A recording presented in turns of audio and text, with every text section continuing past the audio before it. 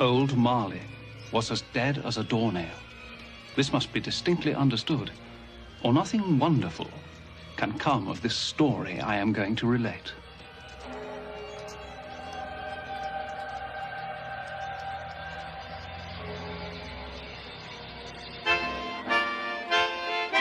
Christmas night all Christians sing to hear the news the angels bring. On Christmas night all Christians sing to hear the news the angels bring.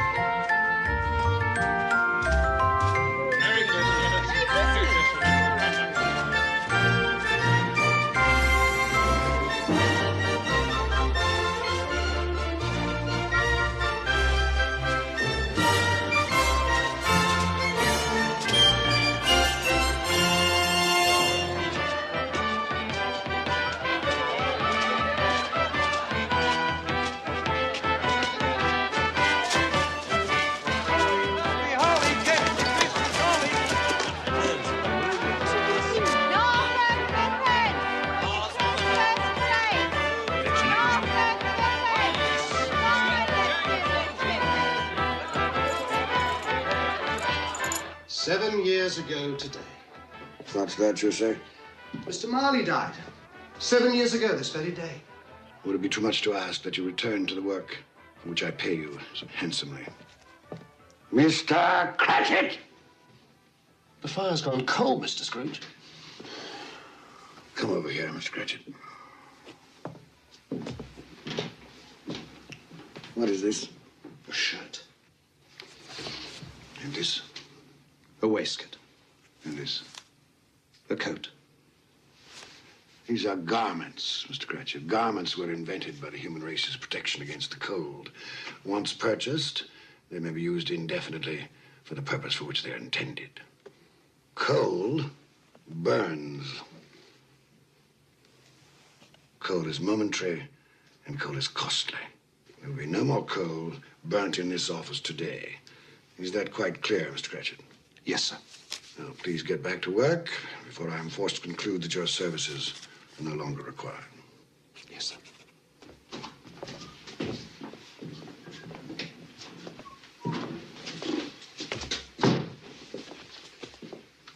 Merry Christmas, Bob Cratchit. And the same to you, Mr. Fred. Merry Christmas, Uncle. I said, Merry Christmas, Uncle. Humbug. Christmas a humbug, Uncle? Surely you don't mean that. I do. What's Christmas but a time for buying things for which you have no need, no money? Time for finding yourself a year older, not an hour richer. If I could work my will, every idiot who goes about with Merry Christmas on his lips should be boiled in his own pudding and buried with a stake of holly through his heart. Come now, Uncle. Neville, you keep Christmas in your way and let me keep it in mine. Keep it, but you don't keep it. Let me leave it alone, then. Much good it may do you, much good it has done you. There are a great many things from which I might have derived good, from which I have not profited, I dare say. Christmas among the rest. But I've always thought of Christmas time when it comes round as a good time, a kindly, forgiving, charitable time. A time when men and women seem by one consent to open their shut-up hearts freely to their fellow creatures. And so Uncle Lurt has never put a scrap of gold or silver into my pocket. I do believe that it has done me good. And I say, God bless it.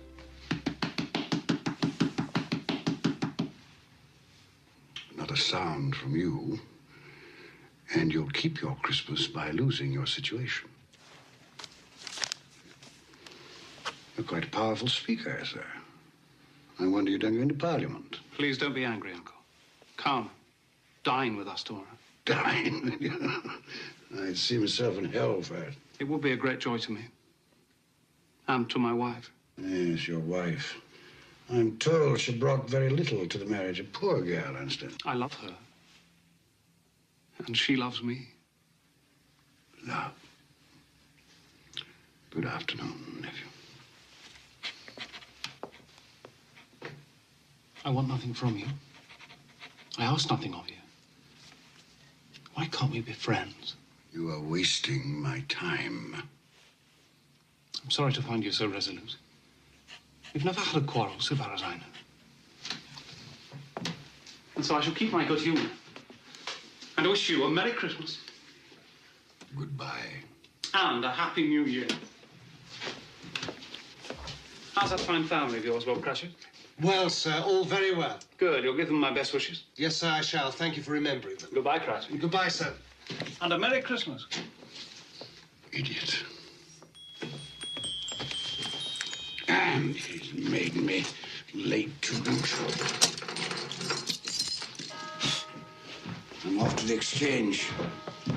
Don't lock up a moment early. No, sir.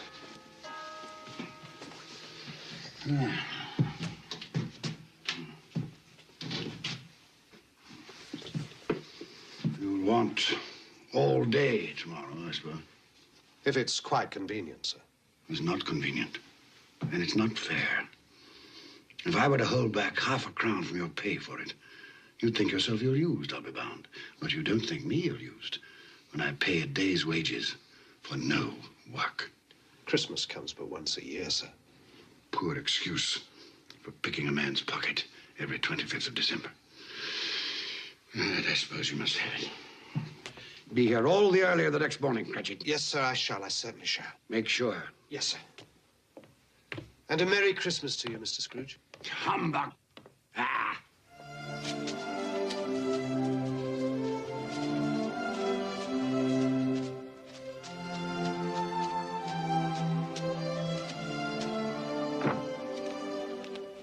Merry Christmas, Mr. Scrooge.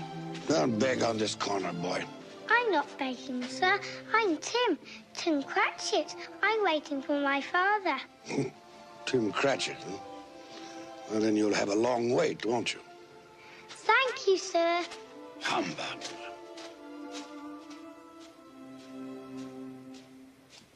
Our Saviour Christ and His Lady on Christmas Day, on Christmas Day. Our Saviour Christ and His Lady on Christmas Day in the morning. Clear the road. They with Out of the us way. Let sail me the through. ships all free on Christmas Day, on Christmas Day. They with us sail the ships all free on Christmas Day in the morning. His reason weak is and is short, and sorrow all His pain. He went to church but once a year, and that was Christmas Day. So grant us all a change of heart, rejoice for Mary's child. Pray peace on earth to all mankind, God bless us everyone. Pay 80 for January, pay 80 for January. Any open market? Any open market? Buying here, buying. Ah, Ebenezer, we were afraid you weren't coming. It's almost closing, sir. Well, I'm here, aren't I? I said you'd be here. Didn't I say Ebenezer Scrooge would be here? I knew you'd change your mind. Right, I have changed my mind. Oh, good, then you'll take our bit. The price has gone up. Gone up? But that's not possible. If you want my corn, gentlemen, you must meet my quote. Plus 5% for the delay. That's outrageous, Scrooge. You'll be left with a warehouse stuffed with corn. Well, that's my affair, isn't it? But if we pay your price, our bread will be dearer. The poor will suffer. Buy the corn someplace else. Good day, sir. Scrooge, a moment. We'll take your corn at the price you quoted yesterday. Too late. If you wait until tomorrow, it'll cost you another 5%. Damn it, Scrooge, it's not fair. No, but it's business. I'll give you a moment to make up your minds.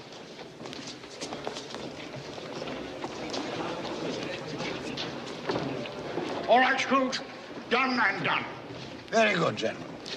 Now, make sure that a draft for the entire amount of this transaction is deposited with my clerk. I don't ship until I have the cash in hand. Good day. Mr. Scrooge, I presume. Indeed you do, sir. You don't know us. Nor do I wish to. My name is Poole, and this is Mr. Hackett. Excellent. Now, if you'll allow me to pass. Let me explain something. At this festive season of the year, it seems desirable that those of us with means should make some slight provision for the poor and destitute who suffer greatly at this time. Provision? Are you seeking money from me, then? Many thousands are in want of common necessaries. Hundreds of thousands are in want of common comforts. Are there no prisons? Plenty of prisons. The workhouses, they're still in operation? They are. I wish I could say they were not. The treadmill, the poorhouses, still in full vigor? All very busy, sir. I was afraid from what you said that something had stopped them in full force. A few of us are endeavoring to raise a fund to buy the poor some meat and drink, and food and warmth. What can we put you down for, sir? Nothing. You wish to be anonymous? I wish to be left alone. Since you asked me what I wish, gentlemen, that is my answer. I don't make merry myself at Christmas, and I can't afford to make idle people merry. My taxes help to support the public institutions which I have mentioned, and they cost enough. Those who are badly off must go there. Many can't go there, and many would rather die. If they would rather die, perhaps they had better do so, and decrease the surplus population. Surely you don't mean that, sir. With all my heart. Now, if you will go about your business, gentlemen, and allow me to go about mine. Good day.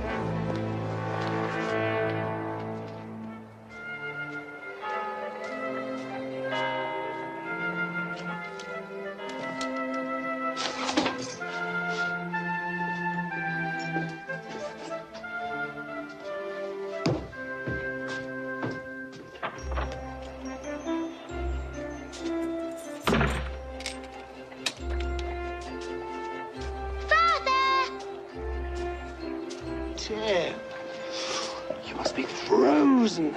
I'm all right now. Could we go home by Cornhill and watch the boys and girls play in the snow? Of course we can. Tim, I'm to have the whole day off tomorrow. We'll be together, the whole family, for the entire day. Hurrah for Christmas, the best day of the year! Each bird will tell that in his heart and gold in all his days. His reason weak, his anguish shock, and sorrow all his pain. He went to church and singing and Look. They're having such fun, Father. Where are you? Go get it! You'll be there one day, playing with the other children. I'm quite sure I will. I feel I'm getting stronger every day.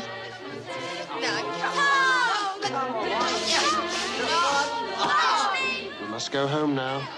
Your mother will be waiting for us. Yes, it's time to go home.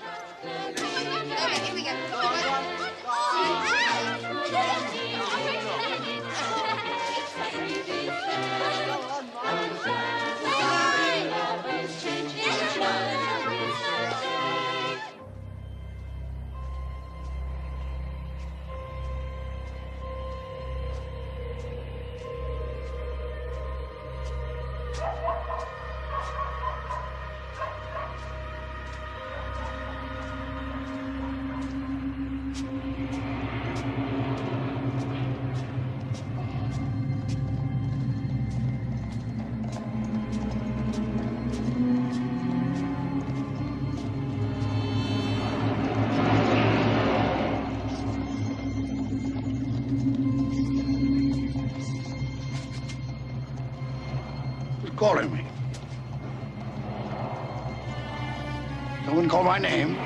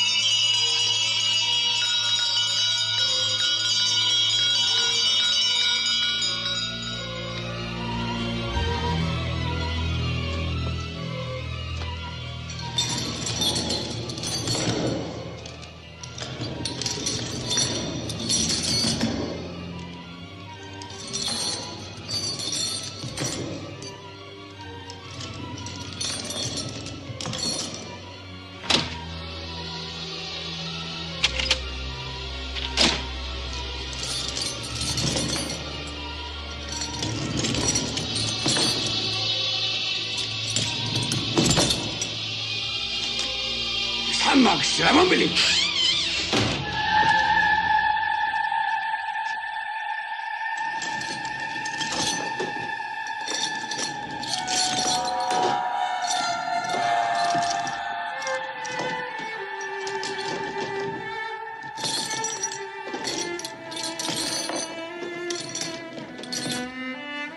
What do you want with me?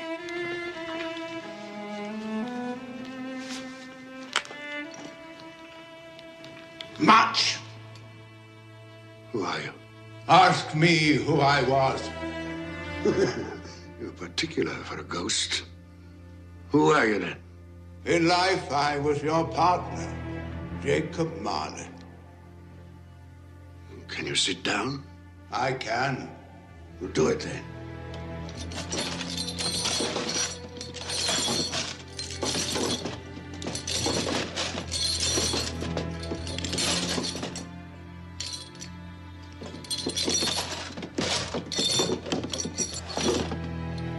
You don't believe in me. I don't. What evidence would you have of my reality beyond that of your own senses? I don't know. Why do you doubt your senses? Because a little thing affects them. A slight disorder of the stomach. It might be a bit of bad beef, a blot of mustard, a fragment of an underdone potato. There's more of gravy than of grave about you, whatever you are. Humbug, I tell you, humbug!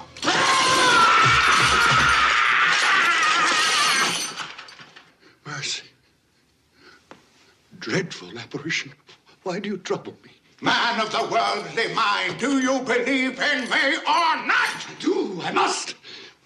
But why do spirits walk the earth? Why do you come to me? It is required of every man that the spirit within him should walk abroad among his fellow men and travel far and wide. And if that spirit goes not forth in life, it is condemned to do so after death. It is doomed to wander through the world and witness what it cannot share, but might have shared, and turn to happiness. The chain. Tell me why. I wear the chain I forged in life. I made it link by link and yard by yard. Is its pattern strange to you? Or would you know the weight and length of the strong coil you bear yourself? It was as full, as heavy, and as long as this 7 Christmas Eves ago, you have labored on it since. It is a ponderous chain. I see no chain. Mine were invisible until the day of my death, as yours shall be. Tell me more. Speak comfort to me. I have none to give. My spirit never walked beyond our counting house. In life, my spirit never roved beyond the narrow limits of our money-changing hole. No doubt of that. You always were a good man of business. Business? Mankind was my business. The common welfare was my business. Charity, mercy, forbearance, and benevolence were all my business. The dealings of my trade were but a drop of water in the comprehensive ocean of my business. I'm sorry for you, Jacob. Is there anything I can do for you? For me? Nay, it is too late. But I have come for your sake, Ebenezer. Have you? Well, you always were a good friend. As part of my penance, I have been sent to warn you. And so you have? And to offer you a hope and chance of escaping my fate.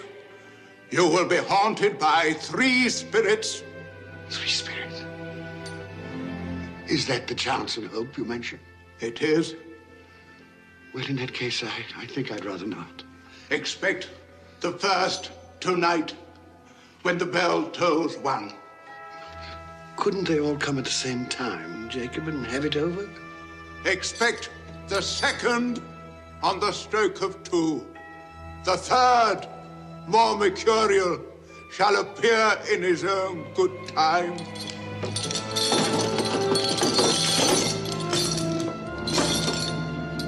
Look to me no more.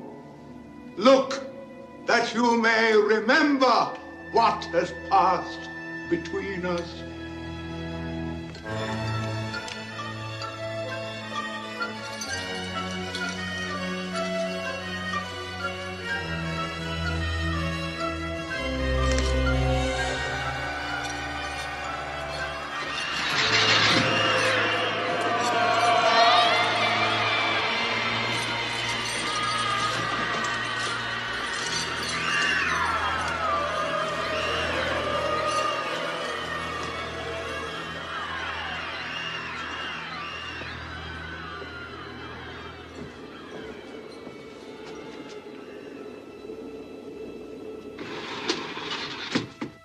Humbug.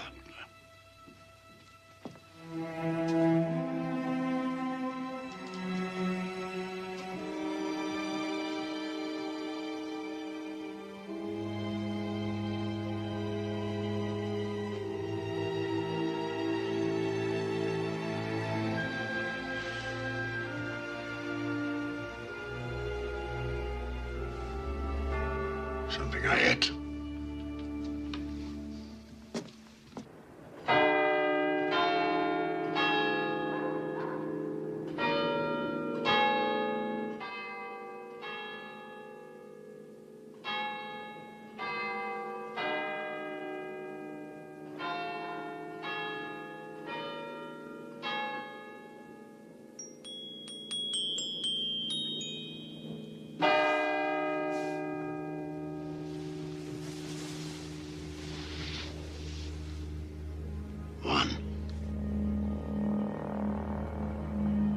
What was it Molly said?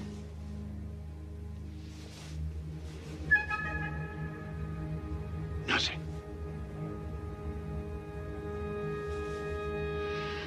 Just a dream, then.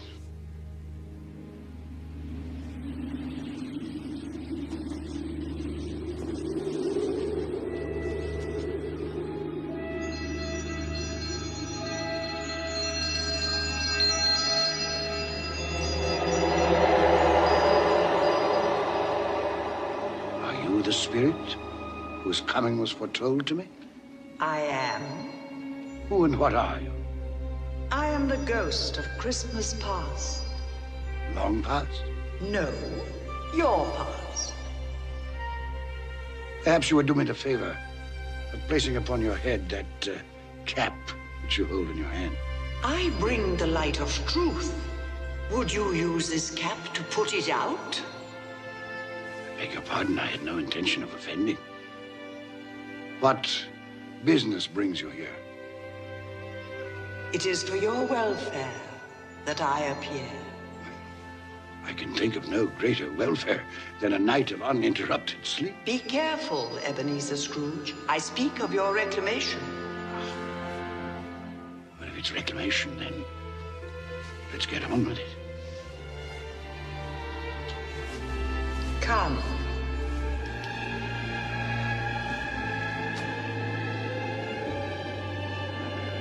We shall be invisible and silent as the grave. You will now see a child, a youth. You will see yourself, Ebenezer.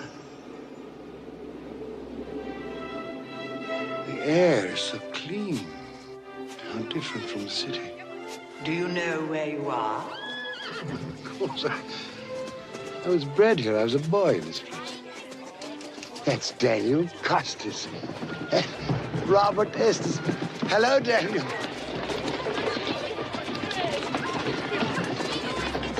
The big one there, that's David Tyler. David, look here, it's Ebenezer. I told you, Ebenezer. They can't hear you. How happy they all seem. That's right, they do. Yes, well, it's time to move on. Come along, Ebenezer.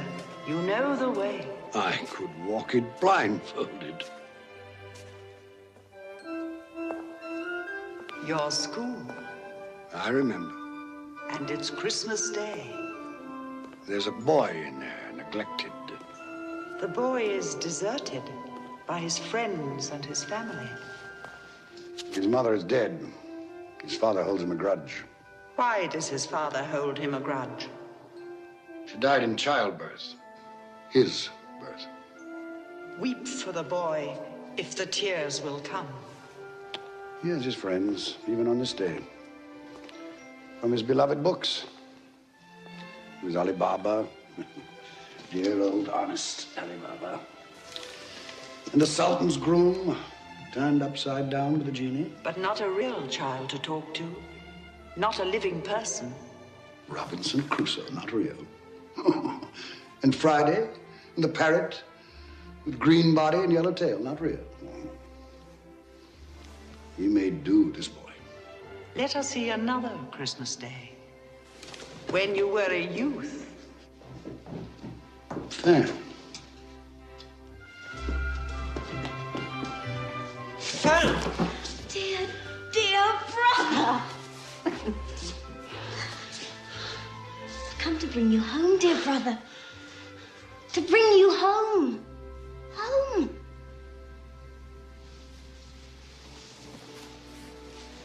Home, little Fan. Yes. Home for good and all. Father's much kinder than he used to be. He spoke to me so gently one dear night that I was not afraid to ask once more if you might come home. And he said, yes, you should. And sent me in a coach to bring you.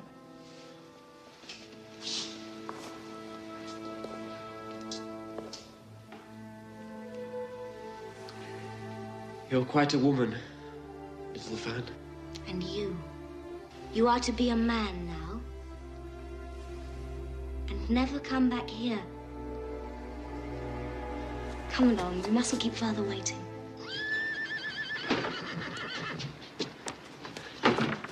Father! There, boy, there. Stand still now. Let me look at you. They haven't been overfeeding you, that's certain. I've grown, I think. Yes, most boys do. Fan has told you you won't be moving back here. Yes, sir. It's time you made your way in the world. I've arranged an apprenticeship for you. You'll move into Mr. Fezziwig's establishment in 3 days' time. 3 days, Father. I'd hoped we'd have my brother home for longer. Longer? 3 days is quite long enough for both of us. Don't you think, Ebenezer? Yes, sir. Quite long enough. You finished back there? All safe and secure, sir. To the carriage, Fan. We're on our way. Into the carriage, boy.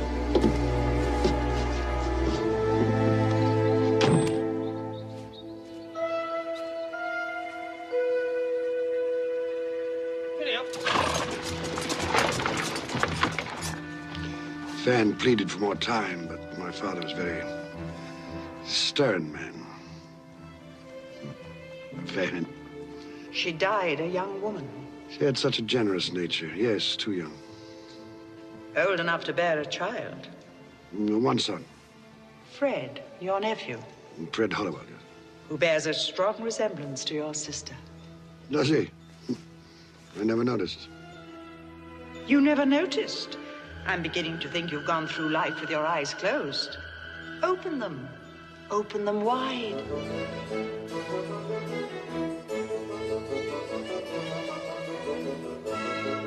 You know this man? It's old Fezziwig. Hmm? Oh, yes, my dear. Would you ask Mr. Pudding to refer that matter to Mr. Scrooge? Eh? Thank you, my dear. And you know this place? No, was I not apprenticed here? Pay attention, everybody. Dick, Ebenezer, pens down. No more work tonight, boys. It is Christmas Eve. So, close those ledgers down, Ebenezer and Dick. Clear away in here, everybody. We need the room. Here we go, lad.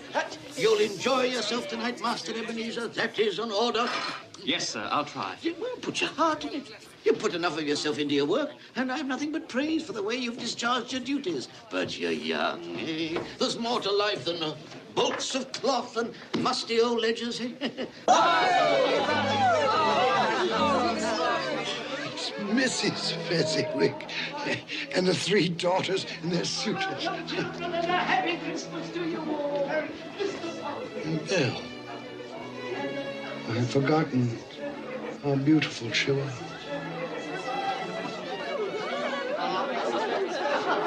Hello, Belle. Music, maestro! Hello. Would you like to dance? Yes.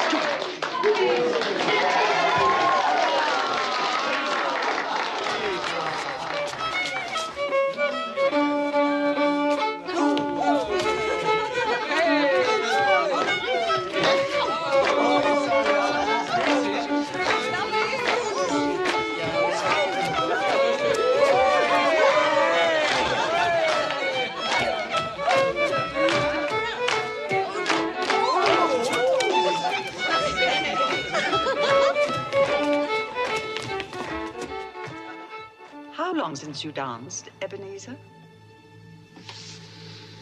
Waste of time, dancing. You didn't think so then? There was a reason then. There's been a change in you since you've come to Fezziwig's. You were so gloomy. Oh, I think I should warn you, Miss Bell. I am of a serious bent of mind. I consider seriousness to be an admirable trait of character, but it can be overdone. I should take heed of your advice, ma'am, and go through life with a grin on my face.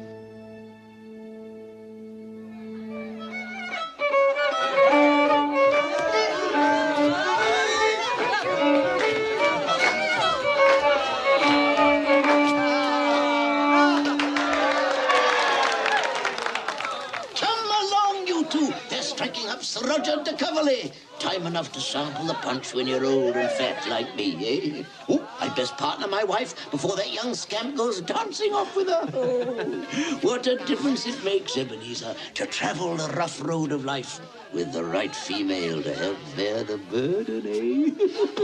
What a lucky man I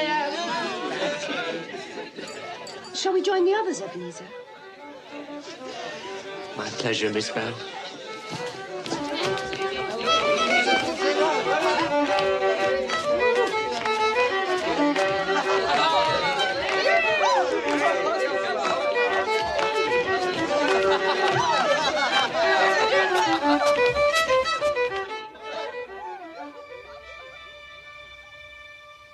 Old Fezziwig, a silly man. Silly? Why silly? What did he do, after all, to deserve the praises of those apprentices? Spent a few pounds, danced like a monkey, beamed a great smile. Well, the happiness he gives, I gave, was quite as great as though it had cost £1,000. Just small things.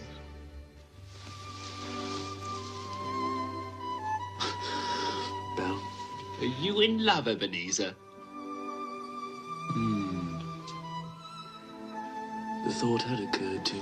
She's too good for you. One day, when I've made my fortune, then I'll deserve her. It was a night never to be forgotten. Never. But you did forget, often. No? Look, another Christmas Eve, delayed by the pressure of business. Do you remember? No.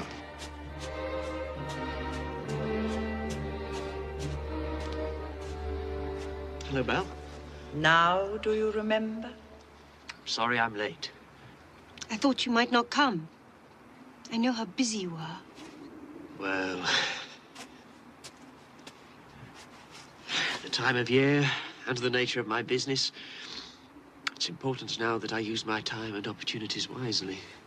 Another idol has displaced me. What idol has displaced you? A golden one. All your hopes have merged into a master passion. Profit. The thought of money engrosses you.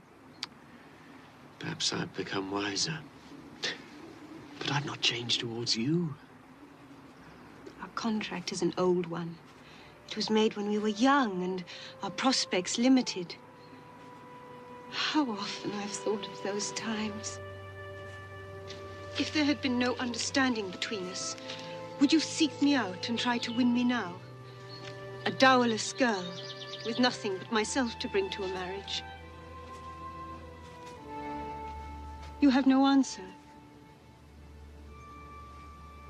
You think I would not then? Oh, Ebenezer, what a safe and terrible answer. So characteristic of the careful man. Ebenezer, I release you. You are a free man. I let you go with a full heart. May you be happy in the life you have chosen.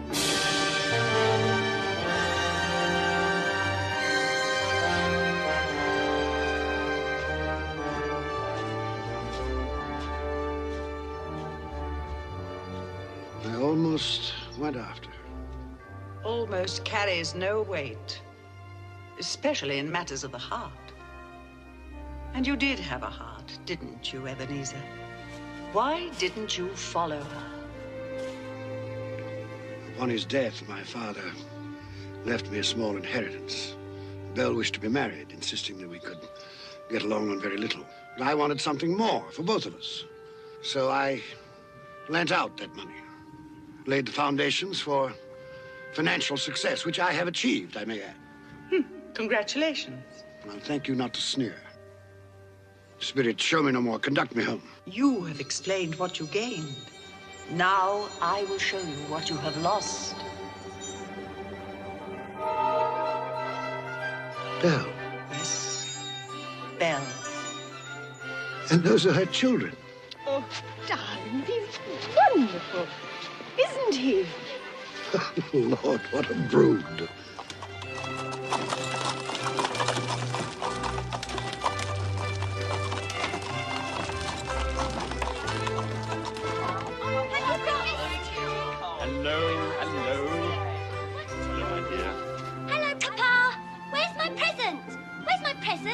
You'll have to wait until tonight. All of you. Presents on Christmas Eve, as usual.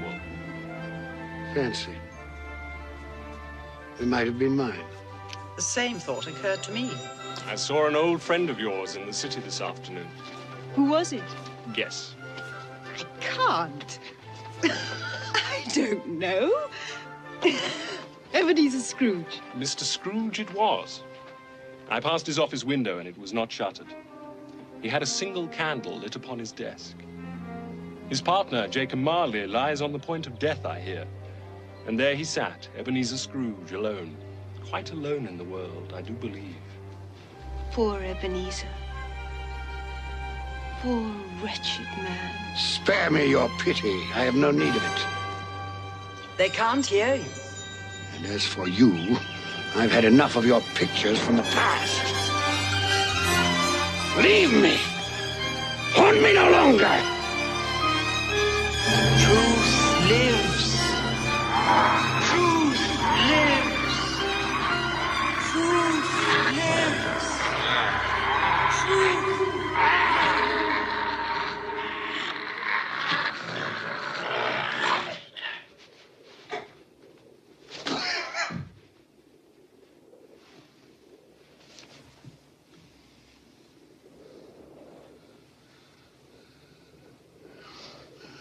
A nightmare.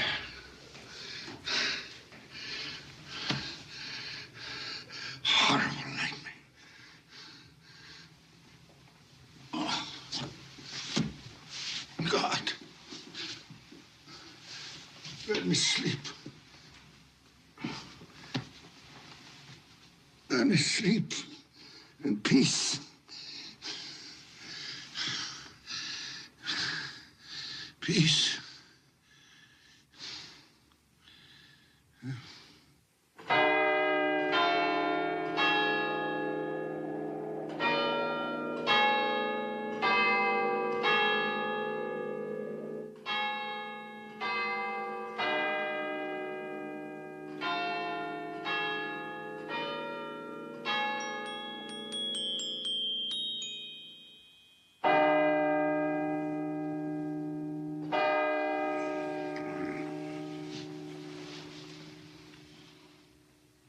too.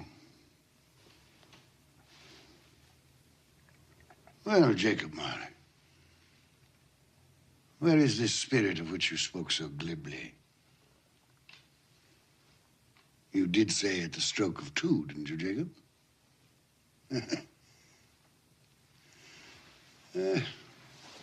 Mistaken in death, as you were in life, old partner.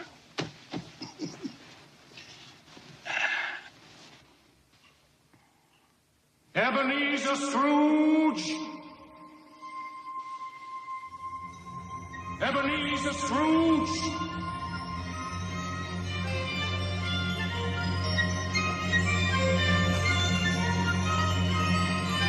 Come in! I intend to.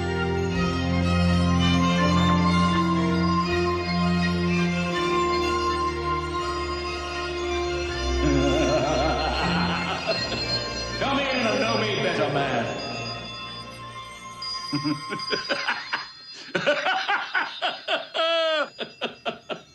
You've never seen the likes of me before, eh? It's quite true, I have not. You never walked forth with any of the younger members of my family? No, not that I remember. Nor any of my elder brothers born these later years? I'm afraid not, no. Do you have many brothers, Spirit? Over 1,800! Tremendous family to provide for. Take hold of my robe, Ebenezer Scrooge.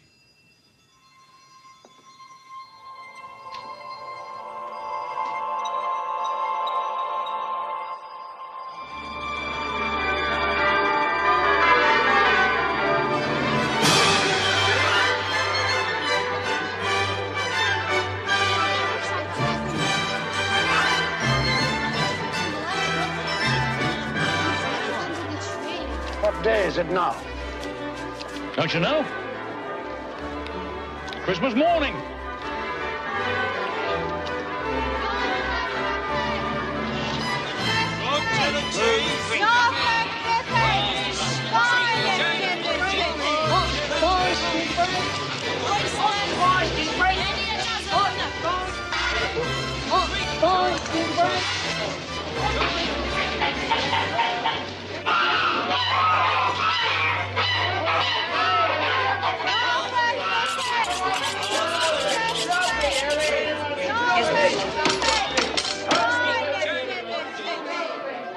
There's a lot of buying, isn't there?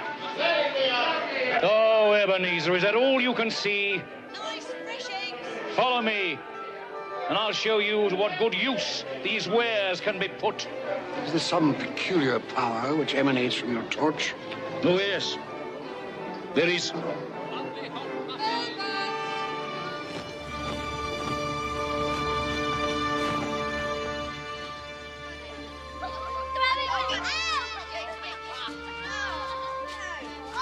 Do you know this house?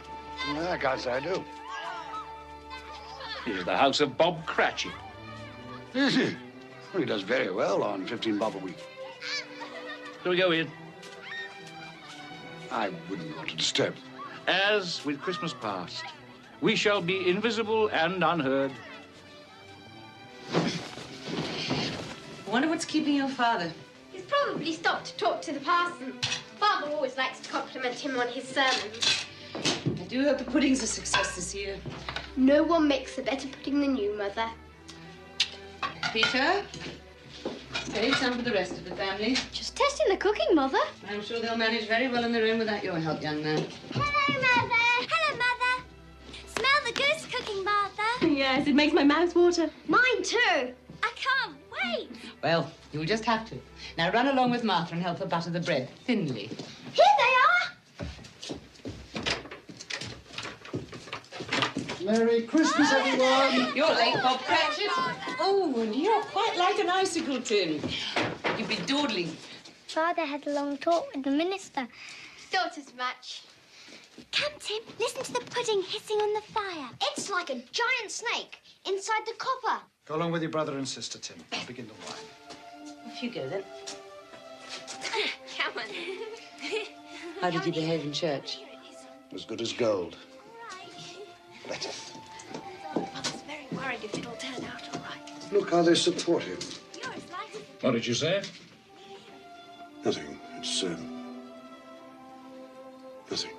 Somehow he gets thoughtful sitting by himself so much. He thinks the strangest things. He told me coming home that he hoped that the people in church saw him because he was a cripple, and that it might be pleasant for them to remember on Christmas Day who it was that made lame beggars walk and blind men see. It seems to me that Tim is getting stronger every day, that his limbs are growing, that he's in better spirits, it seems to me. Yes, Bob. I'm sure you're right. He is getting stronger. Well, we're all here. That's the important thing. Belinda, help me with the goose. Yes, Mother.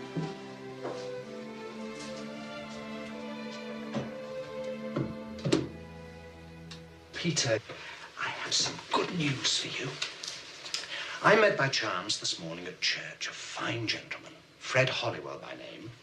He's a nephew of our own Mr. Scrooge, and he remembered that I have a son coming of working age, and he told me that he had a position open starting at 3 shillings and 6pence every week. 3 shillings and 6pence every week? So, if you are agreeable, you may start work on Monday next. Now I can begin to help you and Mother. More important, you shall be embarking on a fine career. To start a boy at 3 and 6pence a week. Hey, it's typical of my nephew. There's no wonder he's never been able to put by a penny. Perhaps he's put by more than money. Fred? He's doing this to spite me, you know. Employing the son of my employee at an exorbitant wage.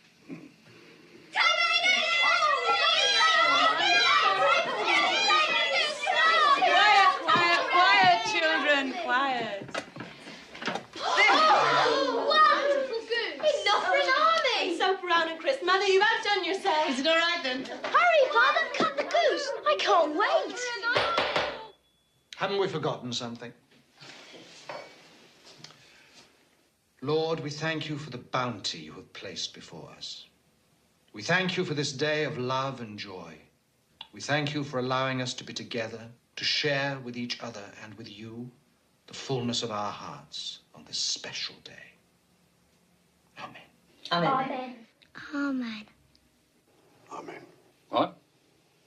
You say something? No. No. I thought I heard you. No, I said nothing.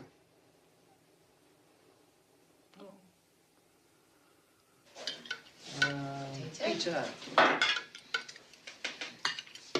Alice. Linda. Potato, Alice? A very small goose. It's all Bob Cratchit can afford. Me. Are we all served? Yes, yes, Then let's begin.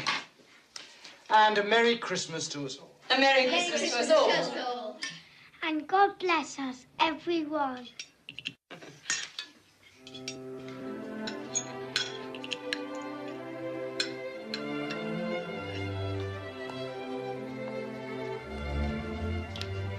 Tell me, Spirit,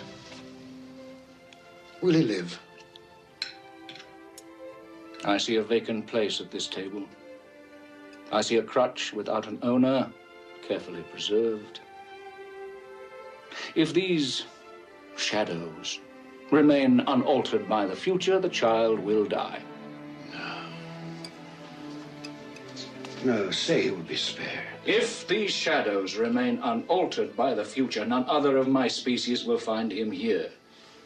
But if he is to die, then let him die, and decrease the surplus population. You use my own words against me. So perhaps in the future you will hold your tongue until you have discovered what the surplus population is and where it is. It may well be that in the sight of heaven you are more worthless and less fit to live than millions like this poor man's child.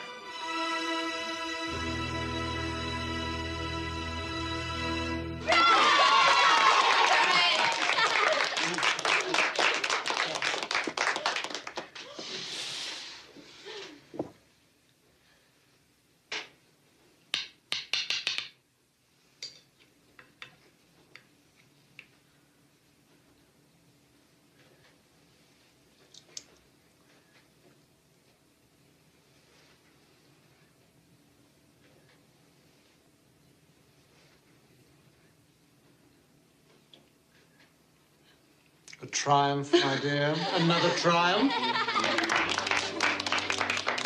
I told you so, Mother. Well, it's a success. What a relief for Mrs. Cratchit. Now their feast is over. Not quite. Just one more ceremonious moment. Look.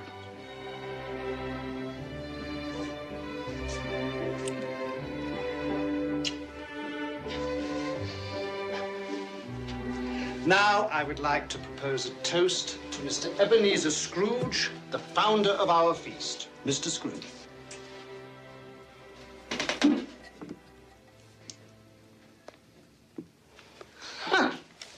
The founder of our feast, indeed. I wish I had him here. I'd give him a piece of my mind to feast upon, and hope he had a good appetite for it. My dear, the children, it's Christmas Day. It should be Christmas Day, when one would drink the health of such a stingy, odious, mean, hard, unfeeling man as Mr. Ebenezer Scrooge. My dear, have some charity.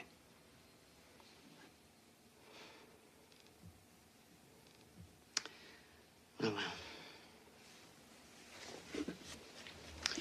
I'll drink his health, for your sake, and the day's sake, but not for his. Long life, Mr. Ebenezer Scrooge. A Merry Christmas and a Happy New Year. I've no doubt his Christmas will be very merry, and he'll be very happy. Mr. Scrooge. Mr. Scrooge. Mr. Scrooge. Mr. Scrooge. Mr. Scrooge. Mr. Scrooge.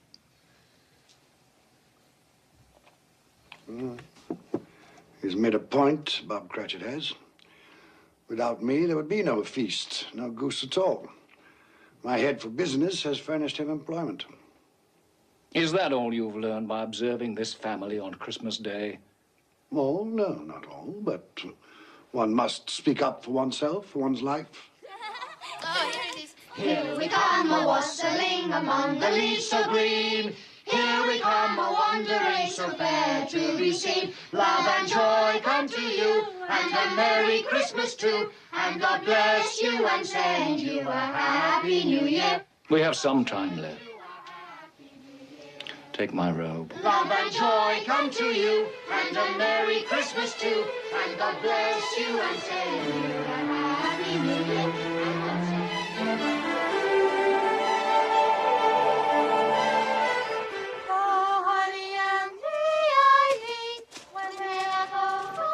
Where are we now? Just a street. Any street. This house. We'll go in here. Think it might amuse you. I'm in no mood to be amused.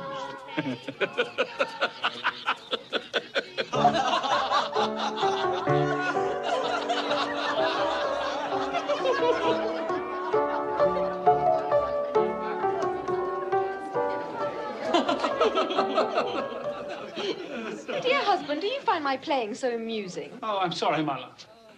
I was thinking of his face yesterday. Humbug, he said. Humbug. He said that Christmas was a humbug.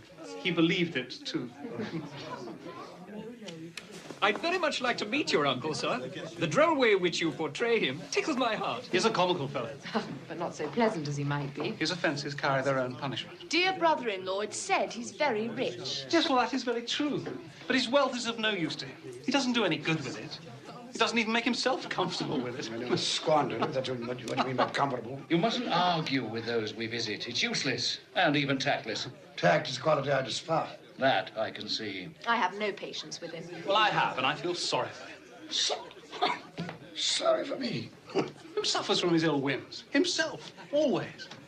Here, he takes it in his heart to dislike us and not come and dine with us. And he loses a very good dinner indeed. The reason that I talk about my uncle so is that my mother, God rest her saintly soul, was very fond of him. She loved him. It's true. Fan loved me and I her. Dear Fan. I wish she were alive today. Fred looks very like her. Yes, I've been reminded of that just recently. I was only going to say that the consequences of his taking a dislike to us and not making merry with us is that he loses some pleasant moments which could do him no harm. And I mean to give him the same chance every year, whether he likes it or not. And every year he'll say, Christmas. Bah! Come, my dear, we must see to our guests. Hello there. Would you like some nougat? Boys, can't hear myself think. Well, they seem to be happy. Well, I suppose that free food and drink would be an occasion for pleasure to most people. Happy in each other's company, I mean. Everyone, hush there. We shall have a game, a word game. Huh? Yes, game. What should it be? Does everyone know the rules to similes? All right, everyone. Now, you shall each have 5 seconds to answer. I'll ask the question. Mr. Topper, you'll keep count. Well, I shall do my best. Now, you'll each have 5 seconds to answer. If you fail to give an acceptable answer within that time, then you must each stand behind your chair. Last one to, who's seated wins the prize. Fred, don't go on so. Just begin. Oh, I'm sorry, my love. Yes, I shall. Yes, I shall. Now, proud as. Proud as a peacock. So, dry as. As a bone. Good. Plump as. My wife. Sorry, just a little joke. Plump as... 1. 2 seconds. A partridge. Quick as. Wind. No. 1, 2, 3, 4, 5. A wink, you idiot. Ebenezer, shh. You said they could neither see nor hear us. That's quite true. Oh, yes, sorry.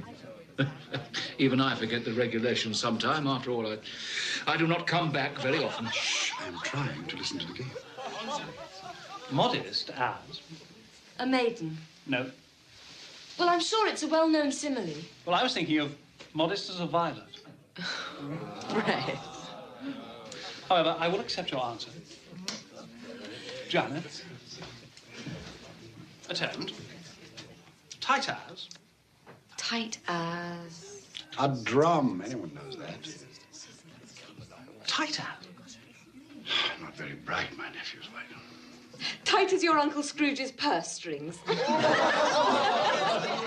Oh, Janet, that's quite wrong. And your time is up. You've lost and you must stand behind your chair. Tight as a drum. That's what I was thinking of. Good for you, Fred. The boy's got a head on his shoulders. And as for the laughter at my expense, Spirit, I'm inclined to overlook it in view of the general gaiety of the evening. It is now time to leave this pleasant scene. We have one more visit to make before my time is done. Take hold of my robe. Sly as. A fox! Yes. Red as. Red as a rose. Yeah. Silent as. The night. No. A mouse. Not at all. No, I know. The grave.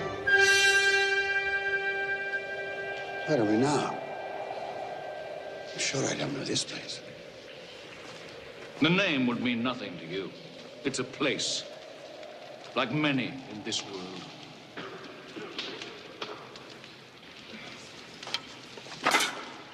Do we have enough wood for the night? Ah, it'll last through. At least there's one thing still free in this country. Mary, Peter, they're cooked. They're too hot. It'll be cold soon enough.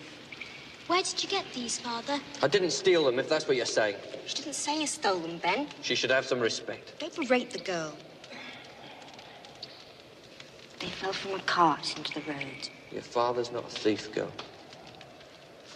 Not yet.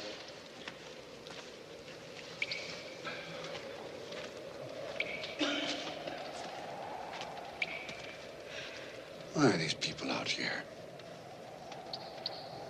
Men and women in rags, children eating scraps. They're institutions. Have you visited any of them, these institutions you speak of? No, I'm taxed for them. Isn't that enough? Is it?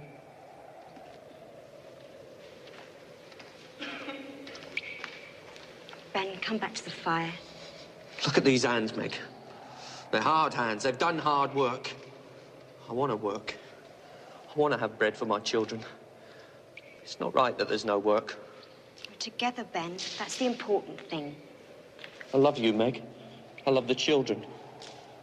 Tomorrow, take the children and go to the parish poorhouse. No. No. I'd rather we all drowned in the river than go to one of those places and be separated forever. Until I get work. No. Ben, we're a family. We stay together. Come. Come back to the fire. Come.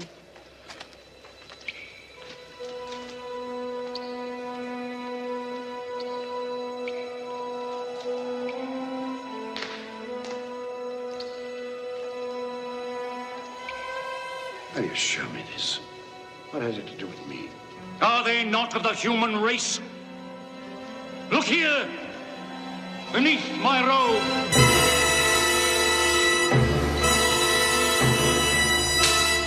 Look upon these.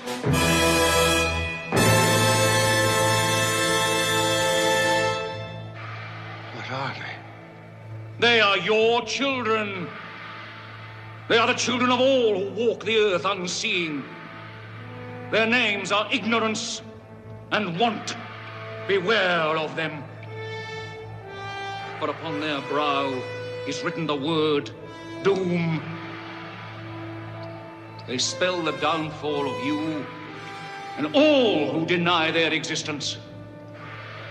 Have they no refuge, no resource? Are there no workhouses?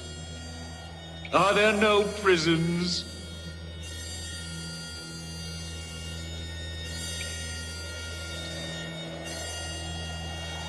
Cover them. I do not wish to see them. I thought as much. They are hidden. But they live. Oh, they live. Well, time has come for me to leave you, Ebenezer Scrooge. Leave? Leave me here? Oh, yes. You cannot. Take me back to my bed. It's too late. It's cold. The place is strange. Don't leave me.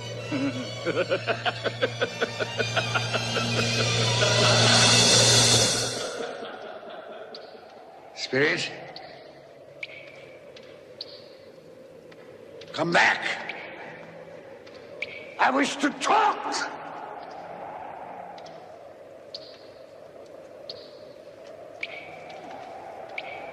Perhaps I have made a mistake here and there. Talked too quickly about matters to which I gave no great thought. Very well, we'll have a give and take. Come to some meeting of the minds. I'm a reasonable man. Spirit! Have pity on me. Don't leave me.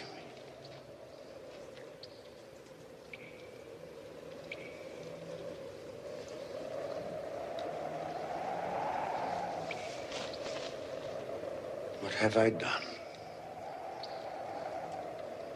to be abandoned like this? What?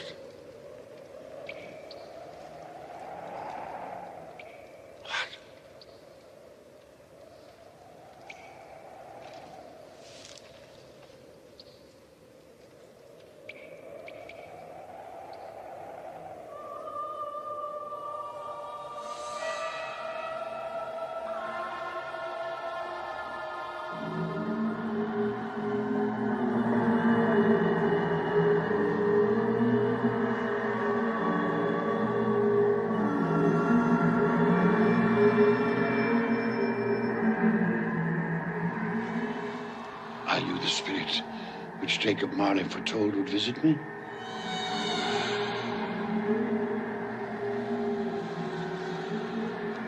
And I am in the presence of the ghost of Christmas yet to come, am I not?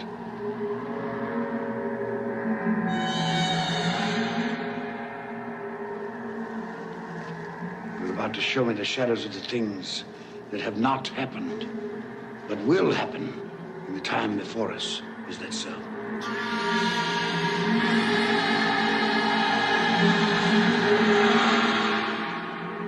I fear you more than any specter I have seen.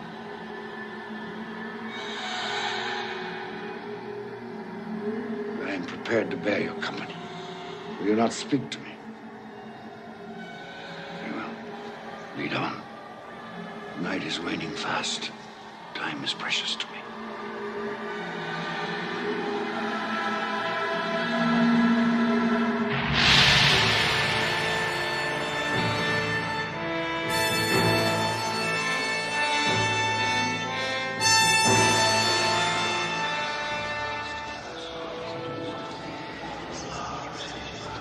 This place, I know it very well.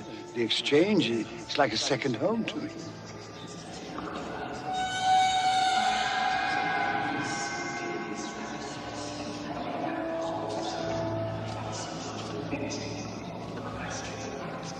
No, I don't know much about it either way. I only know he's dead. When did he die?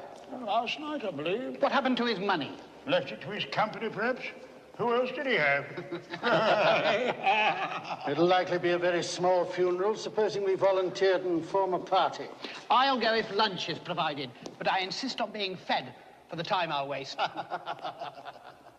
Have these men no respect for the dead? I should go, I suppose. After all, we did considerable business together.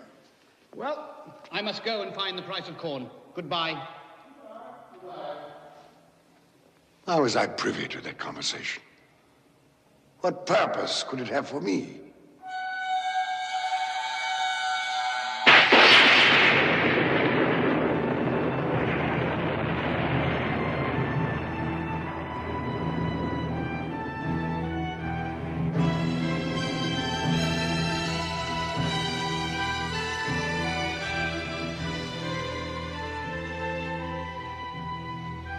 Merciful heavens, what is this?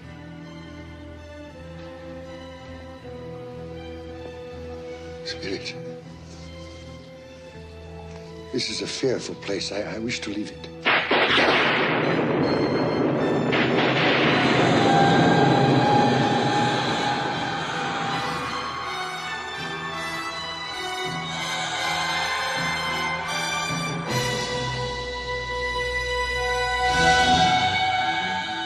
No, I will not. This you cannot make me do. I say I understand you. That is sufficient to the moment. Furthermore, there must be someone in this city who feels some emotion because of this man's death. I demand to see that person.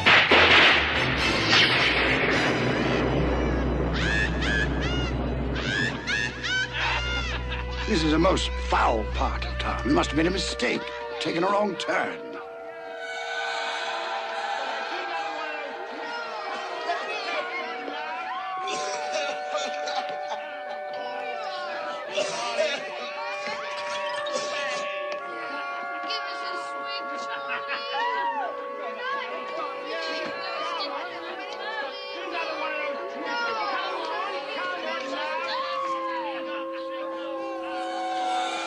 In there? I have no business to transact in there.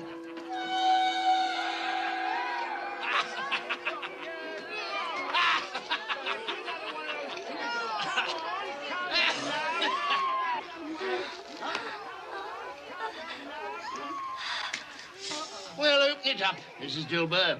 I might pay you for goods I haven't seen. You'll not ask me how I came by these.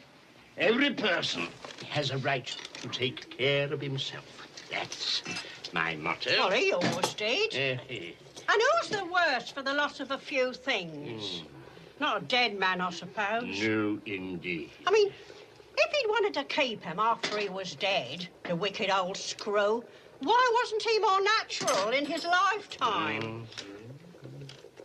If he had been, he'd have had someone to look after him when he was struck with death. Instead of lying there, gasping out his last, alone, by himself.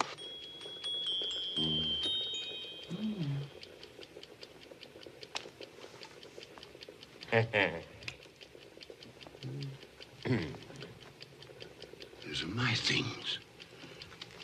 She's stolen my things. I'll have her before a magistrate. What do you call these? Bed curtains. You don't mean to say you took them down, rings and all, with him lying there? Why not? And don't get wax on his blankets. His blankets? I hope he didn't have anything catching. Eh? I wasn't so fond of him as I'd loiter about if he did.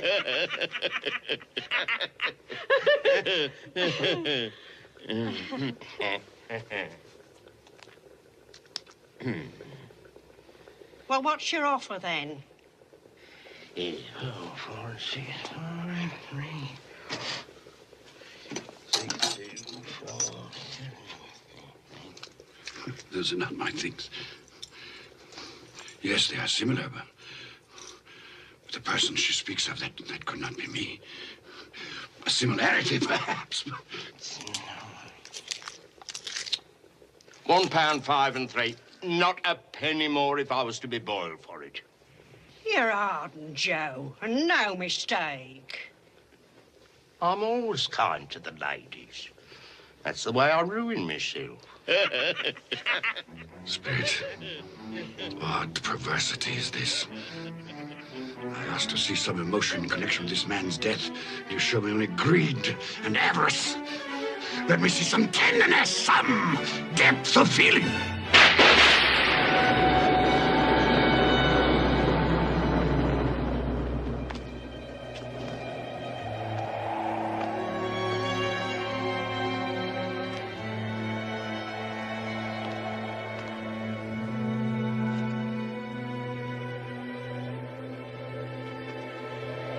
Must be some confusion. Your fellow spirit brought me here earlier. Very well. You're devilish hard to have a conversation with. Suffer the little children to come unto me, and forbid them not, for such is the kingdom of God. Verily I say unto you, whosoever shall not receive the kingdom of God as a little child, he shall not enter therein. This colour hurts my eyes.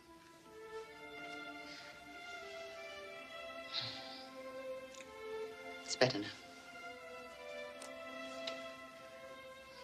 This work makes my eyes red. And I wouldn't show red eyes to your father when he comes home. Not for the world. It must be nearly his time. Past it, rather. I think he walks slower than he used to these last few evenings, Mother. Yet I've seen him walk home with Tiny Tim on his shoulders very fast indeed. And so have I. And so have I. And so have I. But he was very light to carry. And your father loved him so that there was no trouble. No trouble. There is your father now. Hello, Father.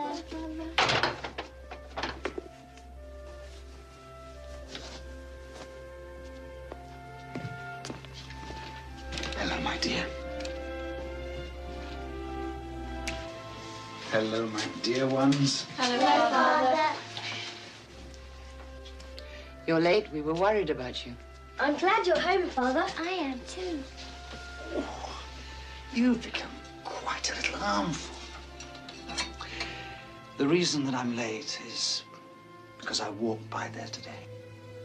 Today? I couldn't keep away. It's so quiet and green. You shall see it on Sunday. We shall all go on Sunday. I promised him that every Sunday I would walk. My little child. My little child. Father, please don't grieve so. Oh, I'm sorry. I have all of you. A blessing to be thankful for. Do you know who I saw in the street today? Mr. Scrooge's nephew, Fred. And he greeted me in his usual cheerful way. And he saw that I was a little sad. He asked me what was distressing me. And when I told him, he said that he was heartily sorry for it. And,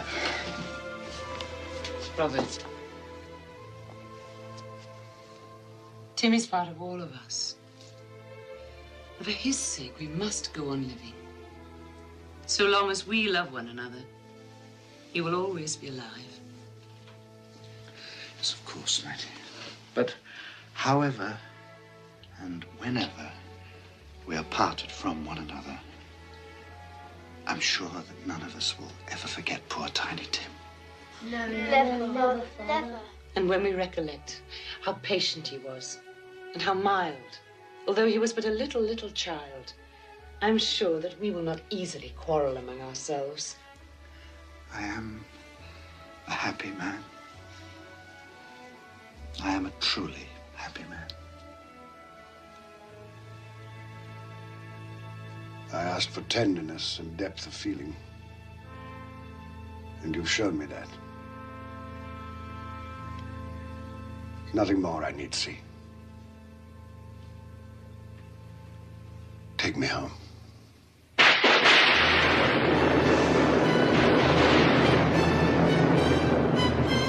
What is this?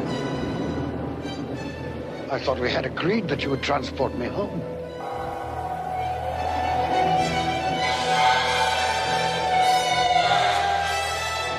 Inspector, something informs me that the moment of our parting is at hand. I know it, but I know not how. Tell me, what man was that whom we saw lying dead?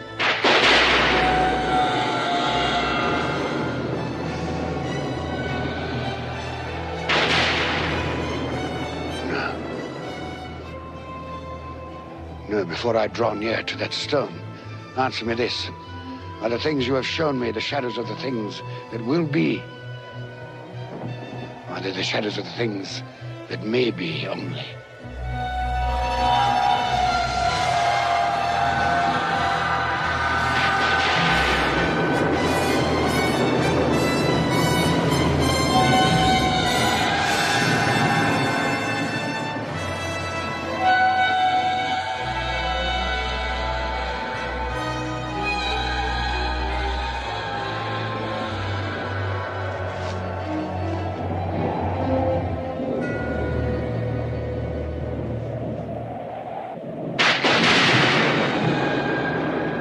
Men's courses will foreshadow certain ends. I accept it.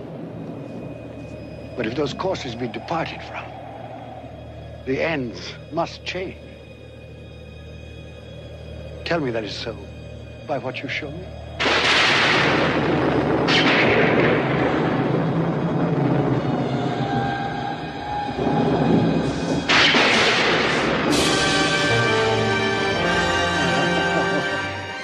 Dear me, I am not the man I was. I will not be the man I must have been but for this visitation. Why show me this if I am past all hope? Good Spirit, your nature intercedes for me and pities me.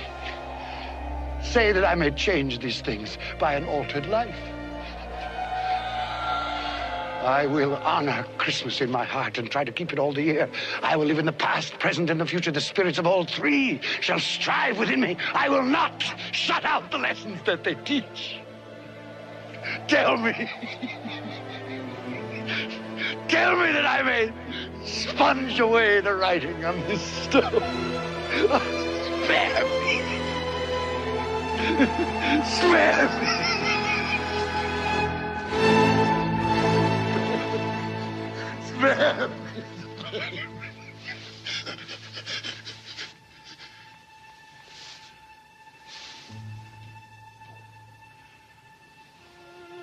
own room. I'm alive. Oh, thank you, Spirit. I will keep my promise. I will live in the past, present, and the future. The spirits of all three will strive within me. Oh, heaven and Christmas time be praised for this. I say this on my knees, Jacob Marley. On my knees.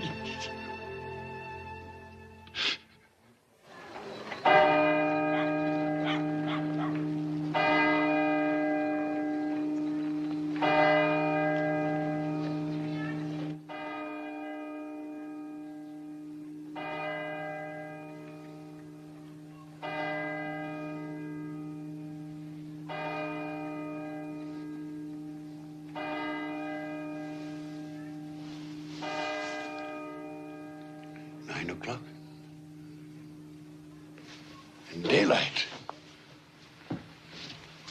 But what day? Hello, you there, boy.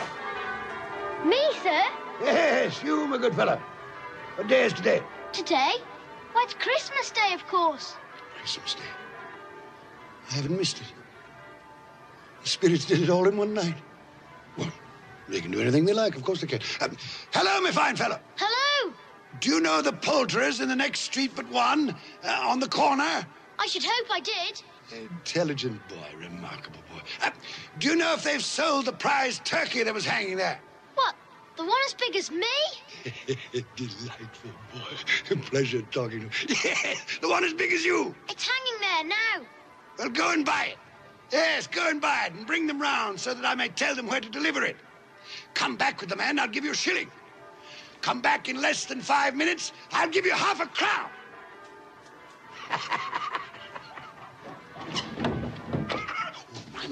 I must dress myself. So much to do. I don't lose any time. I was light as a feather. I'm as happy as an angel. I'm as merry as a schoolboy. I'm as giddy as a drunken man. Merry Christmas to everybody, and a Happy New Year to the world!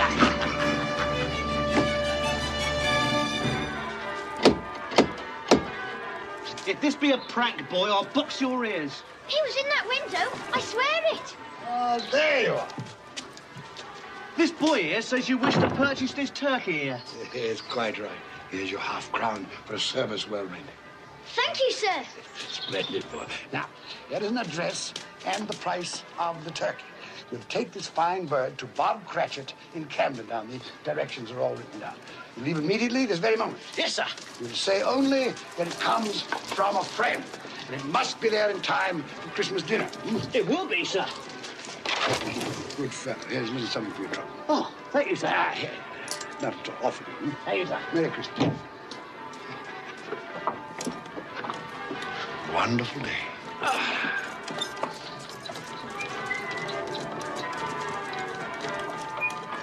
So grant us all a change of heart. Good morning. Merry Christmas to you. Merry Great Christmas. Like angels. Yes, exactly. You sing excellently well here. Thank you. It is I who thank you for that glorious music on this glorious Christmas day.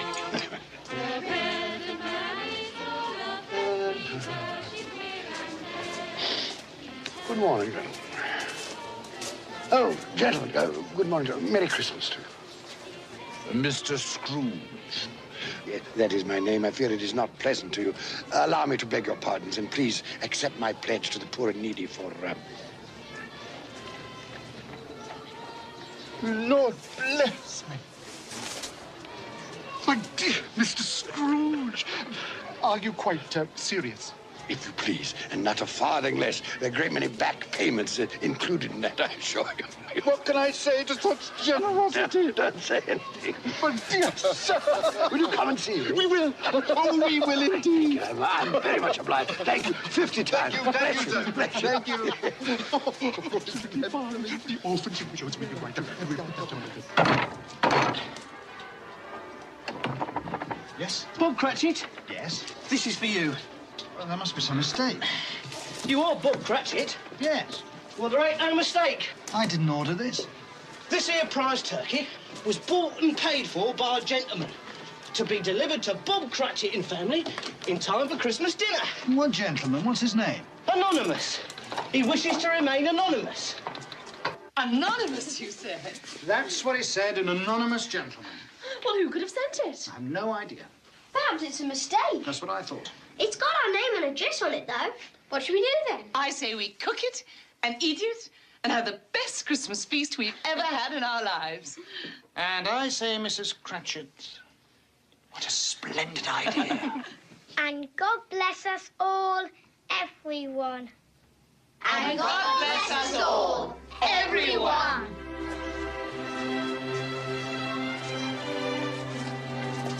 Merry Christmas, sir. Merry Christmas.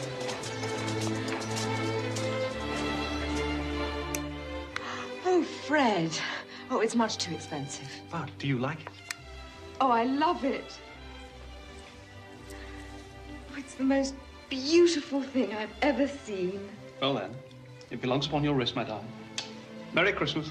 Oh, Fred, I do love you. Oh, and not just for this. I know. I know. Well, who can that be? Well, no one's expected this out of it. My God. It's Uncle Ebenezer. Your uncle? What in the world would he want? Open the door, Mary. I'm sure I don't know.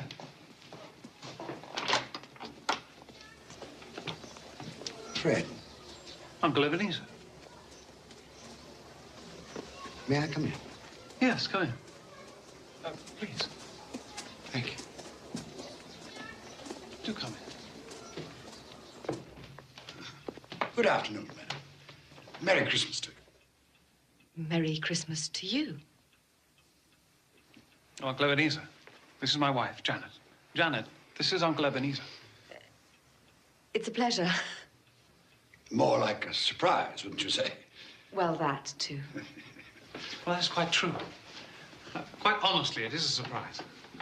When we spoke yesterday, you made it quite clear, it seemed to me, at least, that you had no intention of accepting my annual invitation. I made other things clear, too, didn't I, Fred? That Christmas was a humbug, a waste of time and money. A false and commercial festival, devoutly to be ignored. Yes, basically that was it. Well, I've come for 3 reasons.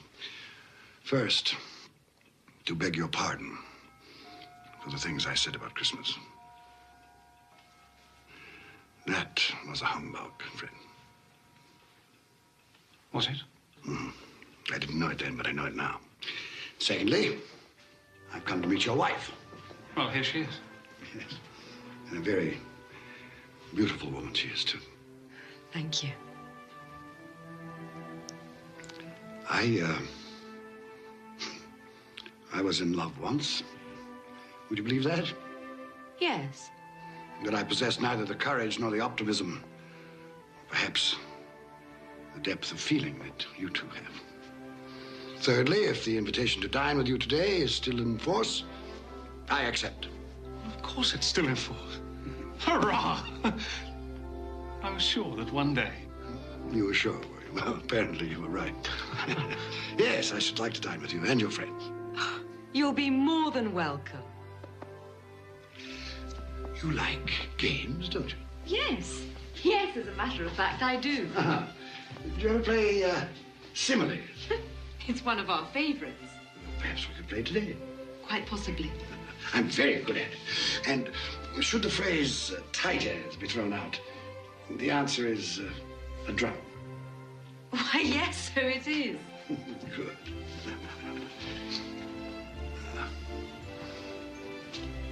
You'll forgive me for saying this, but I see the shadow of my sister in your face. I loved your mother, Fred. For a time there, I forgot just how much I loved her. Perhaps I chose to forget. Well, now, if it isn't too much trouble, I should like to sample some of that punch fruit you're so famous. Of course. course. You've made us both very happy, Uncle Ebenezer. Have I? Yes. God forgive me for the time I wasted.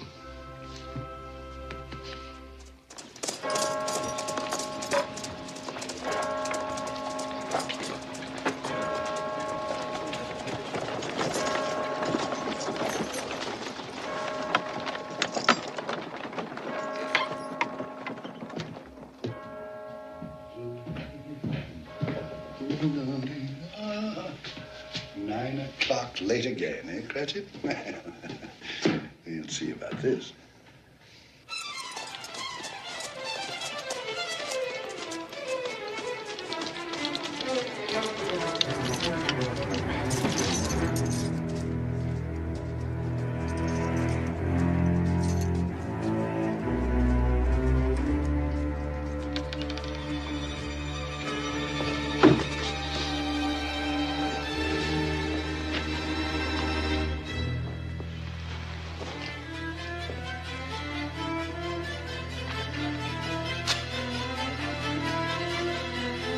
Mr. Cratchit!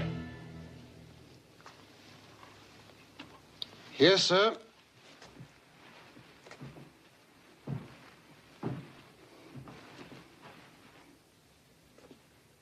Do you know what time it is? Yes, sir. What time is it? 18 minutes past the hour, sir. 18 and a half minutes past the hour. What do you mean, coming here this time of day? I'm sorry, sir. I am behind my time. Yes, I think you are. Step this way, sir, if you will, please. It's only once a year, sir. It shall not be repeated.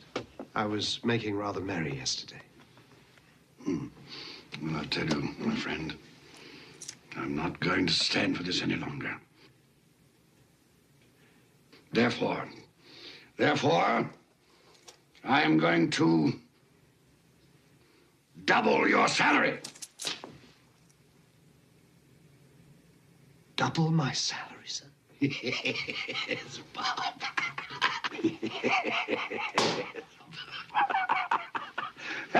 A Merry Christmas to you. I'll double your salary for a start, and I'll endeavor to assist your family in any way I can. And Tim will walk again and grow stronger and stronger upon my life, he will. Well, we'll discuss the particulars this afternoon over a Christmas bowl. Well, what's the matter with you? Nothing, sir. Well, it's just that... Nothing. Thank you, sir. My good fellow, make up the fire before we freeze to death. Buy some more coal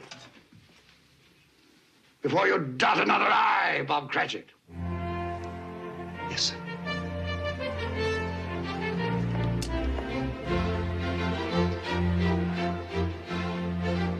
Ebenezer Scrooge was better than his word. He became as good a friend, as good a master, as good a man as the old city knew. And to Tiny Tim, who did not die, he was a second father. It was said of Ebenezer Scrooge that he knew how to keep Christmas well, if any man alive possessed the knowledge. May that be truly said of us, and all of us. And so, as Tiny Tim observed, God bless us, every one.